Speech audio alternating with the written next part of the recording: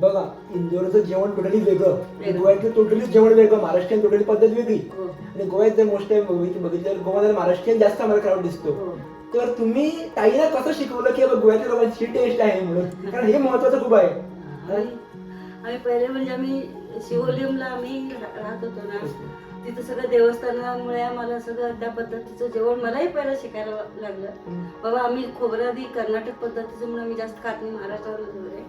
आणि इकडं गोव्यात आल्यानंतर मला बाबा किती नारळ हे लोक वापरतात. एक मनाला एकदम अरे देवा एवढं नारळ खाऊन काय होईल, कोलेस्ट्रॉल वाढेल, हे होईल असं हे नाही. मग ते हळूहळू मी पण मग पहिलं गोव्याच्या पद्धतीचं मुगा गाठी म्हणा, उडदा मेथी म्हणा, मी कसं करतात मनगणे हे मी पहिलं शिकून घेतले.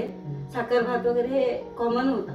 मग मला काहीच हे मला मुळात पदार्थ येत नव्हते. मग मी हे लोक बाबा हे कसे करतात, काय काय ह्याच्यात हे पदार्थामध्ये काय काय सामग्री वापरतात हे मी बघून घेतले. मग हळूहळू मी शिकले.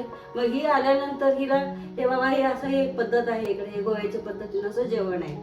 आणि मला तिन्ही महाराष्ट्राच्या पद्धतीचं पण स्वयंपाक येतो, आपलं गोव्याच्या पद्धतीने येते, कर्नाटक पद्धतीने पण येते. आणि एक अजून ऍड झालं नॉर्थ इंडियन. आणि इंदोरची म्हटल्यानंतर तिचे पण काय काय पदार्थ आम्हालाही खायला मिळाले, शिकायला बघायला मिळाले, शिकायला मिळालं आम्हाला. माझे पदार्थ ही शिकली, तिचे पदार्थ मी बघून. म्हणजे असं झालं की पूर्ण भारतचा मेनू एकाच कर्नाटक, गोवा आणि इंदोर.